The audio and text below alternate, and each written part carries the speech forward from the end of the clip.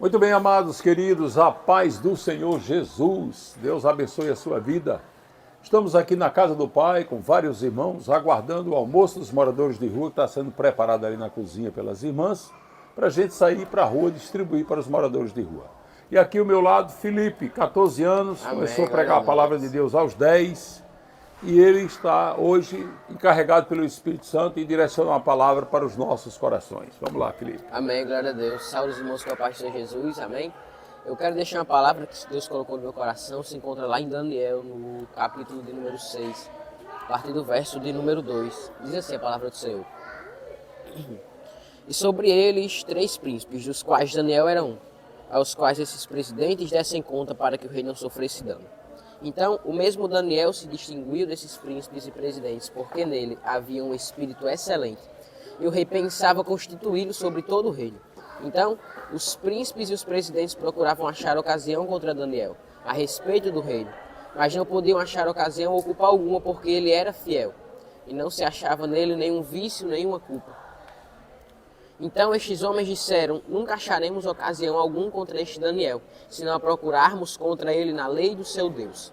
Então estes príncipes e presidentes foram junto ao rei e disseram-lhe, ó rei Dário, vive eternamente. Todos os príncipes do reino, os presidentes e prefeitos, capitães e governadores tomaram conselho a fim de estabelecerem um edito real e fazerem firme este mandamento, que qualquer que por espaço de 30 dias fizer uma petição a qualquer deus ou a qualquer homem, e não a ti, ó rei, seja lançado na cova dos leões. No verso de número 10 diz, Daniel, pois, quando soube que a escritura estava assinada, entrou em sua casa. Ora, havia no seu quarto janelas abertas da banda de Jerusalém, e 3 vezes no dia se punha de joelhos e orava, e dava graças diante do seu Deus, como também antes costumava fazer. Então aqueles homens foram juntos e acharam Daniel orando e suplicando diante do seu Deus. Essa palavra é uma palavra muito interessante e que toca muito no meu coração, porque nela a gente recebe vários ensinamentos. Porque a gente pode ver principalmente uma coisa, Daniel ele era um homem fiel a Deus. Quem conhece, quem já leu o livro de Daniel, sabe a história dele, a gente vê uma coisa, que ele era em Jerusalém, ele era dos transportados de Judá. Mas o que aconteceu? Nabucodonosor, ele invadiu, cerca de 3 vezes ele invadiu Israel, ele invadiu a Jerusalém.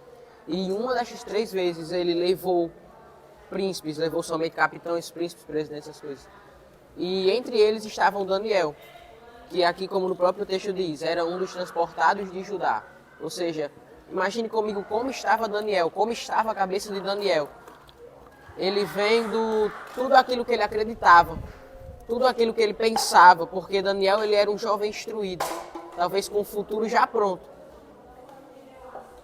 Mas pense bem comigo, como estava a cabeça dele, porque tudo aquilo que ele acreditava, tudo aquilo que ele via, tudo aquilo que ele pensava,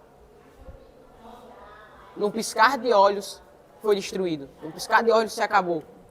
Porque Nabucodonosor ele invadiu, destruiu Israel, destruiu Judá e levou Daniel embora, ou seja, agora ele estava numa terra estranha, com povos estranhos, que adoravam a um Deus estranho. Então, o que muitas pessoas fariam? Muitas pessoas se revoltariam contra Deus. Muitas pessoas não pensariam em nenhuma forma adorar a Deus, porque talvez elas pudessem dizer, por que eu vou adorar esse Deus, sendo que a casa dele foi destruída e ele não fez nada? Porque a casa de Deus ela foi destruída. O lugar onde eles iam para adorar, para buscar o Senhor foi destruído. E muitas vezes, pastor, é assim em nossa vida. Muitas vezes aquilo que a gente acredita, muitas vezes aquilo que a gente vê, é de um piscar de olhos destituídos. Muitas vezes aquilo que a gente tem como certo some, desaparece. Mas nós não devemos ter medo, nós devemos confiar em Deus. E é isso que eu quero dizer para você nesse dia de hoje. Daniel, ele em meio às lutas, em meio às provas, em meio a tudo isso que aconteceu na vida dele, ele se manteve fiel a Deus. Tanto que quando ele chega lá na Bíblia é relatado que o eunuco que se encarregava deles, quando ia trazer as comidas oferecidas primeiramente aos deuses para ele, ele disse, não quero. Eu quero somente água e verduras. E você vai ver como eu vou estar mais bonito do que esses jovens. Por quê? Porque ele tinha fé em Deus. Confiança em Deus que o mantimento dele não vinha dos homens, mas vinha sim do Senhor. E é isso que nós devemos ter em nossas vidas, porque assim, quando você e eu achamos que tudo está destruído, que tudo se acabou, que tudo foi por água abaixo, nós devemos lembrar que Daniel estava numa terra estranha. com um povo estranho, numa cultura estranha, mas mesmo assim Deus estava segurando na mão dele. Mas mesmo assim Deus estava com ele. Saiba de uma coisa na sua vida nesse dia de hoje.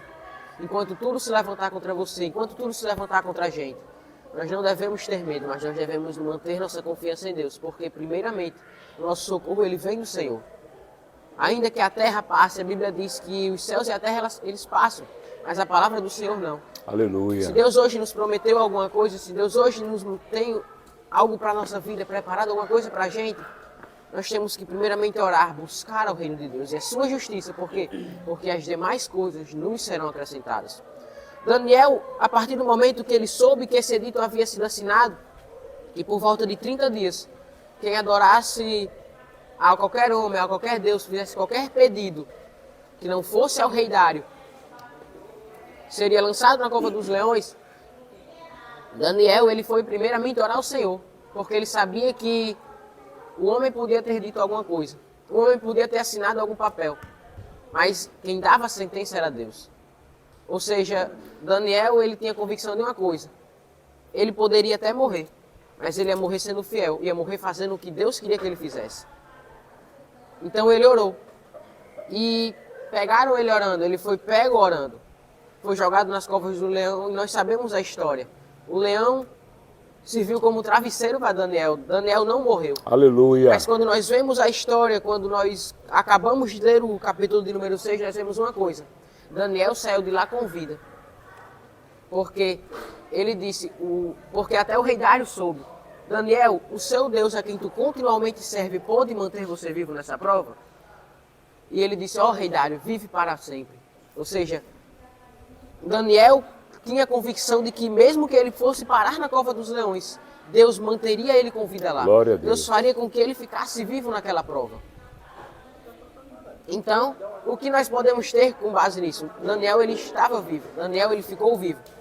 Mas aqueles que queriam que Daniel morresse, aqueles que queriam, que tramaram contra Daniel, eles sim foram jogados lá.